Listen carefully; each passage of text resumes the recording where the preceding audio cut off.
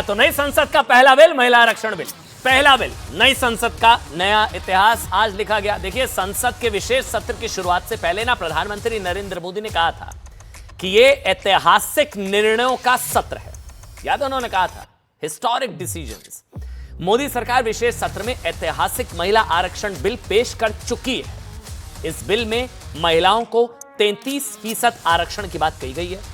अब इस बिल के पेश होने के बाद तस्वीरें देखिए। प्रधानमंत्री नरेंद्र मोदी को दूध से उनका दुग्धाभिषेक किया जा रहा है, जश्न का माहौल है, महिलाएं जो है मिठाइयां खिला रही हैं, पटाखे फोड़े जा रहे हैं। पूरे देश भर में महिलाओं की तरफ से जश्न मनाया जा रहा है। महिला कार्यकर्ताओं ने बम पटाखे जलाए, होली खेली, प्रधानमंत्री नरेंद्र मोदी की तस्वीरों पर दूध चढ़ाया, दुग्धाभिषेक किया। बीजेपी और प्रधानमंत्री की सबसे कट्टर विरोधी महबूबा मुफ्ती ने भी कहा कि उन्हें बिल को देखकर काफी खुशी हो रही है। लेकिन महिला आरक्षण बिल के पेश होने के बाद जिस तरह की राजनीतिक प्रतिक्रियाएं आई है ना, ये तस्वीर एक बार देखिए आप, पहले ये देखिए आप तस्वीरें। बहरहाल, जिस तरह की प्रतिक्रियाएं आ रही हैं उससे साफ हो गया कि देखिए, मोदी सरकार के लिए इस बिल को पास कराना भी उतना आसान नहीं होगा। ये देखिए आप, अलग अलग जानकारी, अलग अलग ट्वीट। 2010 में महिला आरक्षण के खिलाफ मनमोहन सरकार को गिराने की धमकी देने वाली समाजवादी पार्टी तो शुरुआत से इसकी मुखर विरोधी रही है। धमकी दे दी थी कि सरकार गिरा देंगे, ये नहीं होना चाहिए, मुलायम सिंह यादव जी ने। और राष्ट्रीय जनता दल आरजेडी लालू प्रसाद यादव, वो अभी भी संकेत उन्होंने दिए कि लोकसभा और विधानसभा में महिलाओं को 33% आरक्षण का रास्ता बेहद मुश्किल रहने वाला है, इतना आसान नहीं होने वाला है। मोदी सरकार चाहती है। अब हम आपको बताएंगे कि ऐसा क्यों लग रहा है कि महिला आरक्षण बिल पर मोदी सरकार का बड़ा सरप्राइज अभी बाकी है। अभी मत समझिए ऐसे झांकी है, कुछ बहुत बड़ा अभी बाकी है। महिला आरक्षण का क्रेडिट लेने में जुट गई कुछ ऐसी पार्टियां जिन्होंने 27 साल तक महिलाओं से विश्वासघात किया। वो कहानी आज सब क्रेडिट की मारामारी चल रही है कि मेरा बिल है, हमारा बिल है, हमने पास, हमारा ब्रेन चाइल्ड है, ये वो सब आपको बताएंगे। लेकिन जब मौका था तब खुद क्या किया था, ठीक है। 27 साल तक क्यों पेंडिंग था, फिर सवाल है। लेकिन पहले आपको बता दें कि मोदी सरकार ने आज लोकसभा में महिला आरक्षण बिल जो पेश किया, उसकी बड़ी बातें क्या है, ये ऐतिहासिक है, समझ लीजिए, बहुत बड़ी खबर है। नई संसद में केंद्र सरकार ने जो पहला बिल पेश किया है वो महिला आरक्षण को लेकर है। बिल का नाम क्या है? बिल का नाम है नारी शक्ति वंदन अधिनियम। नारी शक्ति वंदन अधिनियम बिल का नाम। इस बिल में लोकसभा और विधानसभा में 33% महिलाओं के लिए सीट्स रिजर्व्ड रहेंगी। मतलब आरक्षण महिलाओं को 33%। मतलब क्या? मतलब ये कि बिल पास होने के बाद लोकसभा और विधानसभा में हर तीसरी सदस्य महिला होगी। तो बहुत बड़ी खबर। और इस बिल के तहत लोकसभा और विधानसभा में 15 साल के लिए महिलाओं को आरक्षण मिलेगा और फिर 15 साल के बाद फिर बिल लाना होगा। महिला आरक्षण में SC ST महिलाओं को अलग से आरक्षण नहीं मिलेगा, बल्कि कोटा विद इन कोटा है। आरक्षण के भीतर ही आरक्षण मिलेगा। यानी लोकसभा और विधानसभा में SC ST वर्ग के लिए जितनी सीटें आरक्षित है ना, उसमें से ही 33% आरक्षण SC ST महिलाओं को मिलेगा। लोकसभा में अभी तक OBC वर्ग के लिए अलग से आरक्षण नहीं है, इसलिए नए बिल में भी महिला आरक्षण पर अलग से OBC कोटा नहीं है। अब उसकी मांग हो रही है, अटकाने लटकाने की कोशिश जो हो चुकी है। इसके अलावा महिलाएं उन सीटों से भी चुनाव लड़ सकती हैं जो महिला आरक्षण के दायरे में नहीं है। यानी कि 33% पर सिर्फ महिलाएं, और दूसरी सीटों पर भी महिलाएं लड़ सकेंगी क्योंकि वो किसी के लिए रिजर्व नहीं है। महिला आरक्षण बिल कानून बनता है अगर, तो सिर्फ लोकसभा और विधानसभा में लागू। मतलब कहां कहां लागू होगा? सवाल जवाब, लोकसभा विधानसभा में, राज्यसभा में नहीं। ये पेंच है, राज्यसभा में नहीं, लोकसभा विधानसभा में। ये राज्यसभा में लागू नहीं होगा। ये बिल लोकसभा राज्यसभा से पास हो भी गया तो लागू होने में कितना टाइम लगेगा, ये सवाल है ना। क्योंकि कहा जा रहा है ना कि महिला आरक्षण बिल पे देश में परिसीमन के बाद ही लागू होगा। पूरे देश में कब लागू होगा? पहले सेंसस, उसके बाद परिसीमन। 2026 के बाद देश की लोकसभा सीटों का परिसीमन होना है और इस परिसीमन के बाद महिला आरक्षण लागू होगा। यानी कि 2024 के लोकसभा चुनाव के लिए महिला आरक्षण लागू नहीं होगा। अब कोई सरप्राइज होगा तो हमें नहीं पता, लेकिन अभी की स्थिति है। लोकसभा में इस बिल पर चर्चा के लिए 7 घंटे का समय दिया गया। 7 घंटे चर्चा हुई। कल लोकसभा में सुबह 11 बजे से लेकर शाम 6 बजे तक चर्चा होगी। अभी और चर्चा होगी कल भी। महिला आरक्षण वाला ये जो विधेयक है उसको मंजूरी दी गई है।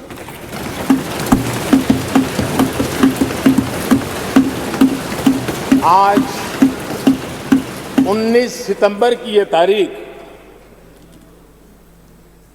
इसीलिए इतिहास में अमरत्व को प्राप्त करने जा रहे हैं।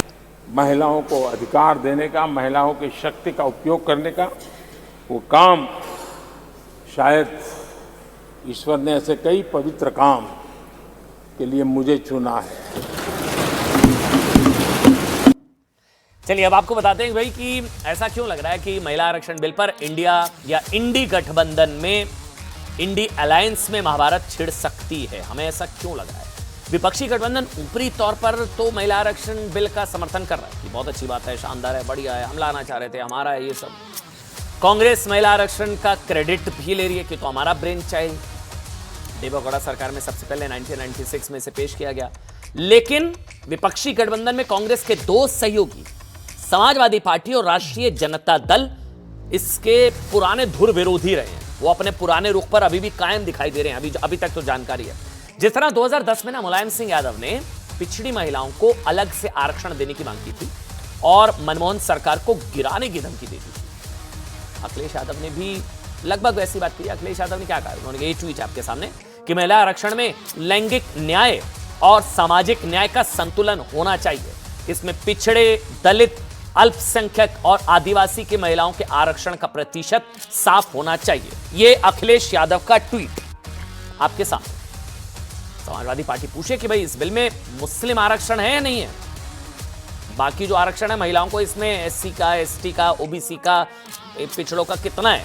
अब ओबीसी वाला तो है नहीं, लेकिन वो कह रहे हैं कि क्यों नहीं है।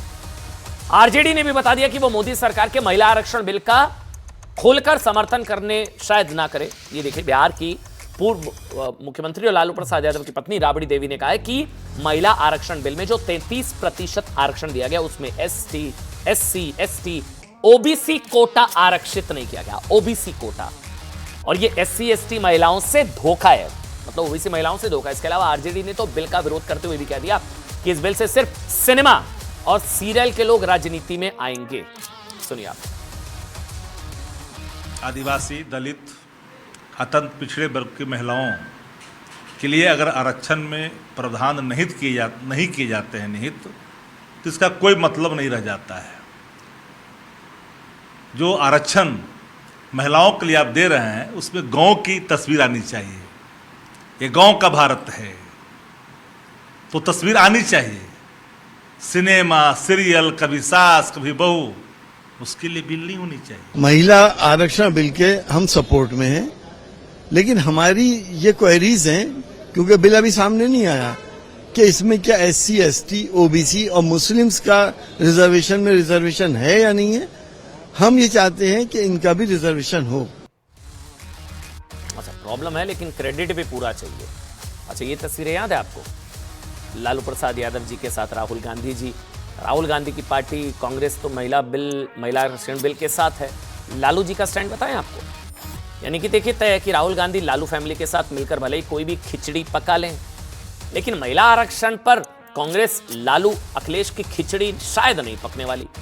आज महिला आरक्षण बिल पेश होने के बाद कांग्रेस इसका क्रेडिट लेने की कोशिश करती है कि हमारा ब्रेन चाइल्ड है, हमारा है, ये बिल हमारा है। कांग्रेस ने महिला आरक्षण बिल को अपना बिल बताना शुरू कर दिया।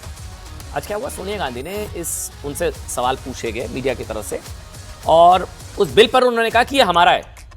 ये देखिए, उन्होंने कहा ये हमारा बिल है, ये महिला आरक्षण तो हमारा है, ये बिल हमारा है, अपना है। लेकिन मनमोहन सरकार के वक्त, सुनिएगा जो बता रहा हूं, 2010 में सोनिया गांधी ने ही न्यूज 18 इंडिया को एक इंटरव्यू में कहा था, जिसमें उन्होंने माना था कि उनकी सरकार में महिला आरक्षण बिल इसलिए पास नहीं हो पाया क्योंकि उनकी सरकार में कई लोग इसके खिलाफ थे। मैं पूरी कहानी आपको बताता हूं। राज्यसभा में 2010 में यह महिला आरक्षण बिल पास हो गया और फिर इसको लोकसभा में पेश नहीं किया गया। लोकसभा में पेश ना करने के पीछे वजह खुद सोनिया गांधी ने बताई कि आरजेडी और पार्टियों का अंदर ही विरोध था। तो फिर सरकार बचाना शायद उस वक्त ज्यादा जरूरी था महिला आरक्षण बिल से। सुनिए आप आज क्या कहा सोनिया गांधी ने और पहले उन्होंने क्या कहा था, सुनिए आप। We understand their compulsions, their problems, but it is my hope that they will understand and they will look at the larger picture. यानी कि अभी भी उन्होंने उस वक्त भी माना, हालांकि अब सोनिया गांधी कह रही हैं कि बिल हमारा है, लेकिन न्यूज 18 इंडिया से बातचीत में उन्होंने कहा था कि हाँ उनके ही गठबंधन में कुछ लोग हैं जो इससे सहमत नहीं है। महिला आरक्षण, माफ करिएगा, महिला आरक्षण पर गृह मंत्री अमित शाह ने इसे कांग्रेस का डबल स्टैंडर्ड बताया, दोहरा चरित्र। गृह मंत्री अमित शाह ने कहा कि देखिए महिला आरक्षण पर कांग्रेस क्रेडिट लेने के लिए भले कितने भी स्टंट कर ले, लेकिन कांग्रेस सीरियस नहीं है महिला आरक्षण को लेकर। कांग्रेस कभी महिला आरक्षण को लेकर गंभीर रही ही नहीं। कभी कांग्रेस ने खुद बिल लैप्स हो जाने दिए, मैंने आपको उदाहरण दिया ना 2010 राज्यसभा, उसके बाद वो लोकसभा में पेश ही नहीं हुआ अंतर विरोध की वजह से। कभी कांग्रेस की सहयोगी पार्टियों ने बिल पास नहीं होने दिया। अब आपको बताते हैं कि अमित शाह ने कांग्रेस पर यह आरोप क्यों लगाए। देखिए विपक्षी गठबंधन में आरजेडी कांग्रेस की सहयोगी है, यह पूरा इतिहास देखिए, अब आप समझ जाएंगे। जिसके मुखिया लालू प्रसाद यादव महिला आरक्षण बिल को पॉलिटिकल ब्लंडर बता चुके हैं। सामाजिक लड़ाई के लिए इस आरक्षण को, महिला आरक्षण को खतरा बता चुके हैं लालू प्रसाद यादव, जिनके साथ राहुल गांधी जी अभी खाना बना रही थी, तस्वीरें हमने आपको दिखाई थी ना। अब ये खिचड़ी कितनी पकेगी नहीं, अब हमें नहीं पता। यही नहीं, अब सुनिए 1998 में जब अटल जी की, सबसे पहले 1996 में पेश हुआ देवेगौड़ा की सरकार, फिर 1998 में जब अटल जी की सरकार में महिला आरक्षण बिल संसद में पेश किया गया था, तब आरजेडी के सांसद सुरेंद्र यादव ने तत्कालीन स्पीकर जीएमसी बालयोगी से बिल की कॉपी छीनकर उसे फाड़ने की कोशिश की थी बिल को, महिला आरक्षण। अभी भी लालू प्रसाद यादव विपक्षी गठबंधन में और बहुत इंपॉर्टेंट है। अब वो क्या करेंगे? कांग्रेस कह रही है हमको क्रेडिट जाता है, अब लालू जी क्रेडिट क्या होगा हमें नहीं पता। 2019 में आरजेडी ने नीतीश कुमार का विरोध इसलिए किया था क्योंकि जेडीयू महिला आरक्षण के समर्थन में थी। 2009 तब लालू प्रसाद यादव ने कहा था कि महिला आरक्षण बिल क्षेत्रीय पार्टियों को खत्म करने के लिए लाया गया है। साल 2010 में लालू प्रसाद यादव ने कहा था कि महिला आरक्षण बिल कांग्रेस और बीजेपी की साजिश है क्योंकि इससे ओबीसी और एससी एसटी और मुस्लिम महिलाओं को अधिकार नहीं मिलेगा।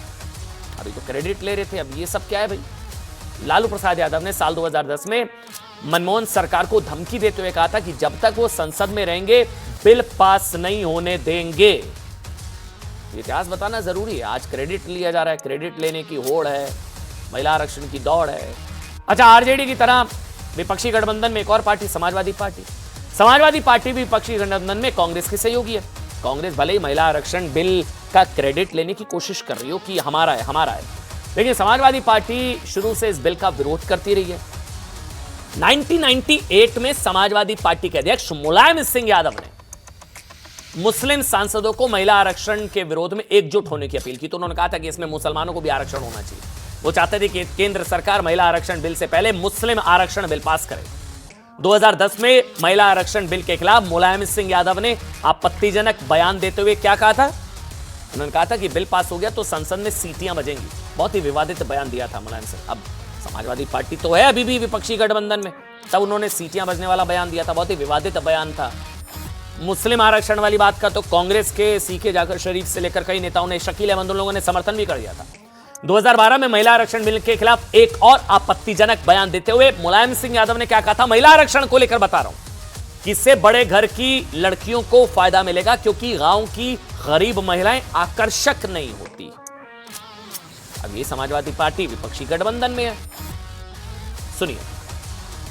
अध्यक्ष महोदय, पूरा का पूरा षड्यंत्र है मुसलमानों के खिलाफ और दलितों पिछड़ों के साथ। जहां तक बीजेपी और कांग्रेस का सवाल था, हमने पहले कहा था ये दोनों एक हैं, ये दोनों ने सोचकर किया लगा था। और आज भी इसी तरह से महिला आरक्षण लागू करके अध्यक्ष महोदय जो साधारण परिवार के, गरीब परिवारों के, दलित परिवार के, मुसलमान परिवार के या पिछड़ी जातियों के लोग जो इस लोकसभा में 85-90% गरीबों की आवाज, किसानों की आवाज बुलंद करने वाले हैं, उनको वंचित करने का सबसे बड़ा षड्यंत्र इस कांग्रेस और बीजेपी का दोनों का है। ये दोनों मिलकर के देश को बर्बाद तो किया ही है। अब जो संसदीय लोकतंत्र बचा था उसको भी बर्बाद करने पर तुले हुए हैं। कहना चाहता हूं, अगर ये महिला बिल पास हो जाता तो हमारी गरीब महिलाओं को मौका नहीं मिल सकता था, गांव की महिला को नहीं मिल सकता था मौका। बड़े बड़े घराने की लड़कियां और महिलाएं केवल तो लड़ सकती थी। अच्छा, अब सबको क्रेडिट चाहिए, ये बयान भूल गए? सबको क्रेडिट चाहिए, विपक्षी गठबंधन को क्रेडिट चाहिए। ये तो हमारा ब्रेन चाइल्ड है, हम लेकर आए थे, हमारा है। तो फिर ये किसके हैं? ये भी तो आपके हैं ना। समाजवादी पार्टी आपकी नहीं है, आरजेडी आपकी नहीं है। लालू प्रसाद यादव के साथ तो खाना बना रहे थे राहुल गांधी जी। आज जेडीयू भी इंडिया विपक्षी गठबंधन का हिस्सा है। लेकिन 1997 में जनता दल यूनाइटेड के अध्यक्ष शरद यादव ने महिला आरक्षण के खिलाफ बेहद आपत्तिजनक बयान देते हुए कहा था कि यह बिल पास हुआ तो सिर्फ परकटी महिलाओं को फायदा होगा। ये उनका बयान था, परकटी महिलाओं वाला, शरद यादव। अच्छा, और सुनिए ना, एक और पार्टी है एनसीपी, वो भी तो विपक्षी गठबंधन का हिस्सा है। सबको क्रेडिट चाहिए। एनसीपी भी इंडिया विपक्षी गठबंधन इंडी गठबंधन में कांग्रेस की सहयोगी है। एक साल पहले एनसीपी अध्यक्ष शरद पवार ने कहा कि उत्तर भारत और संसद की मानसिकता अभी भी लोकसभा और विधानसभाओं में महिला आरक्षण के लिए ठीक नहीं है। 2010 में शरद पवार ने महिला आरक्षण में कोटा घटाने तक की मांग कर दी थी, कोटा घटाने की, 33% नहीं। लेकिन महिला आरक्षण का विरोध करने वाली पार्टियों को आज देख लेना चाहिए कि महिला आरक्षण पर देश की महिलाएं क्या कहती हैं। वो भी सुनना जरूरी है। जितने विरोधी हैं ना, जो अटकाने लटकाने भटकाने का प्रयास कर रहे हैं, देश की महिलाएं क्या कह रही है, एक बार सुनिए। प्रावधान पहले से है उसी में ही अब 33% महिलाओं के आरक्षण की बात कर रहे हैं। जो सदस्य इसके पक्ष में आ गए, वुमेन को एज अ प्रायोरिटी रख के महिला सशक्तिकरण का मुद्दा उठाया है। मोदी जी ने वही किया है कि लक्ष्मी से शुरू किया है ये सांसद, तो बहुत आगे जाएगा हमारा भारत। हमारे जो प्रधानमंत्री जी हैं वो हमारे पूरे देश के लिए एक प्रेरणा का स्रोत है कि महिलाओं के प्रति क्या सोच होनी चाहिए, क्या विचारधारा होनी चाहिए। मोदी जी को थैंक यू कहना चाहूंगी महिलाओं को इतना सपोर्ट करने के लिए। सबका साथ सबका विकास का नारा लिया था, बहनों के सम्मान का लाल किला से वादा किया था, आज उन्होंने करके दिखाया। आज दिन आया है, ये दिन के लिए इतने सालों से जो वेट कर रहे महिलाएं, आज सबका यही आया कि सब पार्टी इसको मदद करे। अच्छा, एक और चीज कही जा रही है कि बड़ा सरप्राइज अभी बाकी है। महिला आरक्षण तो जाके, दरअसल महिला आरक्षण बिल अगर कानून बना तो भी यह कानून भारत में संसदीय सीटों के परिसीमन के बाद लागू होगा, डिलिमिटेशन। और परिसीमन तब होगा जब जनगणना होगी, सेंसस होगा। माना जा रहा है कि 2026 में परिसीमन हो सकता है, और यह संकेत है कि परिसीमन से पहले देश में जनगणना की प्रक्रिया शुरू होने वाली है, क्योंकि बढ़ती जनगणना के आधार पर निर्वाचन क्षेत्र की सीमाएं फिर से निर्धारित हो सकती हैं। इसी को परिसीमन कहा जाता है, डिलिमिटेशन। बात आप ये सुबह से शब्द सुन रहे होंगे, इसका मतलब क्या है? दरअसल परिसीमन इसलिए जरूरी है ताकि राज्य में जनसंख्या बदलाव को ध्यान में रखकर उसके अनुपात के हिसाब से निर्वाचन क्षेत्र की सीमाएं फिर से निर्धारित की जा सके।